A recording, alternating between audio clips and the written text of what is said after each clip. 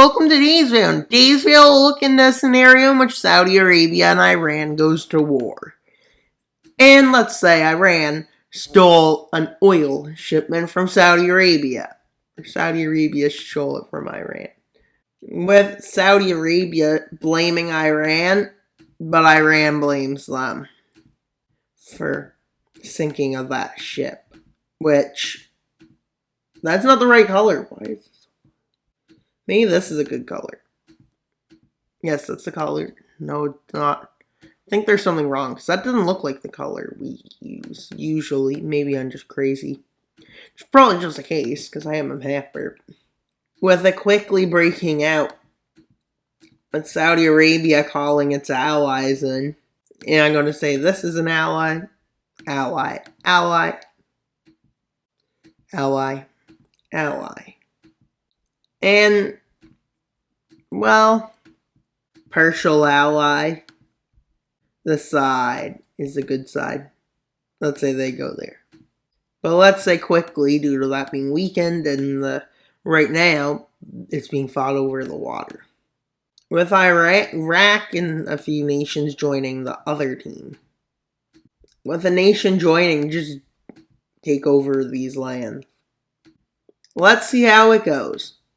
With Iraq being brought in by Iran. Let's see how Iran does in this first offensive they make, with them quickly taking over Kuwait and moving down the coast of it.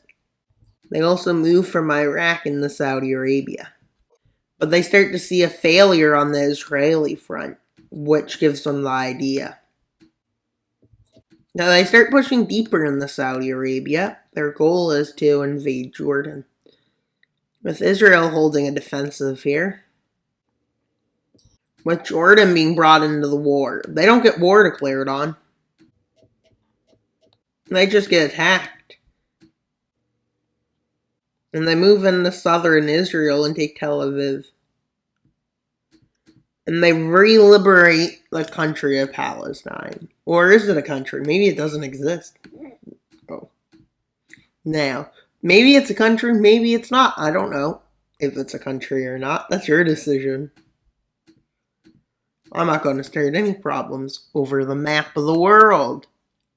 Because, well, countries are depending on who you ask. With Egypt ending up in a stalemate. With Saudi Arabia seeing they need a quick victory, so they go down south and attack Yemen. And they bomb everything there, like they've been doing since 2014 with American jets.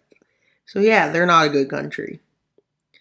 And they take Sanyas, and they take the port city of Aden. I guess it's a port city because it's on the water. With the front line being set up at this point and starting to stall out. With Iran demanding Turkey withdrawal from northern Syrian lands, but they refuse, leading to an attack, which kicks them out of there and quickly leads them without these lands. Oh wait, that seems like a bad idea to have an unprovoked attack. And everyone, NATO's not involved in this series. Because if they were, well, the red team would have no chance. Because they just invaded Turkey. And don't worry, Turkey has one ally. Don't worry, Iran is an ally. And as Azerbaijan was about to launch the offensive, they had to shift their focus as Armenia moved in and took back Nagorno-Karabakh. With Iran making another offensive, seeing that they have the chance of winning this war in this area. With their goal to take Riyadh. They start to encircle Riyadh and they move down the coast towards Jeddah, which they encircle and take. As the capital, a battle is brewing there. And well, they move to try and take Mecca. And they start moving into the city. But a Saudi offensive is made to secure keeping the city. And another run's made right here to break Iran into two fronts. quickly leads to a weakening of this front, just not getting supplied as well. And then there leads to the collapse. With the Battle of Riyadh not going so well for the red team.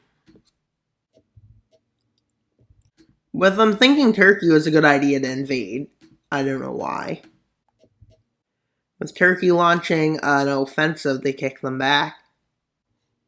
And they move in to Armenia and Iran. And they kick the forces out of Azerbaijan. With Turkey now just holding an offensive, which was in part due to help Saudi Arabia, which they managed to break around the encirclement and eventually get in and unencircle the Riyadh, which led to the end of the Battle of Riyadh. With them moving up to recapture Jeddah and take it back. But seeing all these failures, Iran wants to make a victory, so they go into Egypt, which they eventually take most of it over. But then something weird happened, with pockets of resistance showing up, with the goal of taking their lands back. And with them eventually holding the front line right outside of their cities. The resistance did. With them trying to cut this off from the main front, which is another success. Iran can't seem to learn their lesson, it seems.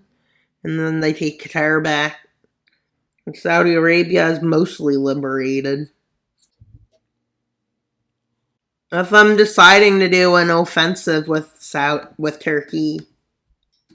And their goal is to take out Iraq. Via the Euphrates River, I guess. With quickly, the Battle of Baghdad breaks out, and then eventually forces from over here get here. Keep in mind the encirclement's probably smaller. And with Iran making it priority to push the forces back in their territory. With them failing to approach Baghdad, they have more success in the north. But they failed to unencircle their forces. They have quite a few in here.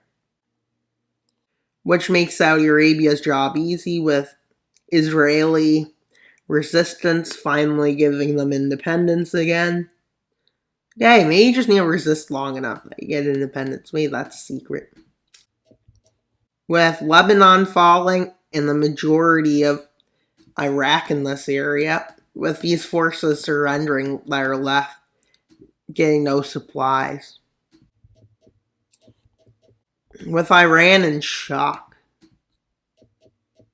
Let's see how this offensive goes.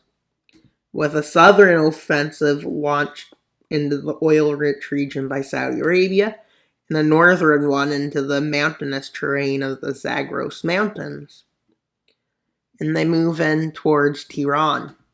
But luckily, the government's stable enough to kick them back. Well, not for long. Eventually, they work on taking out this pocket of resistance, seeing that it became a stalemate. With the Iranian front having a breakthrough in its offensive in northern Iraq.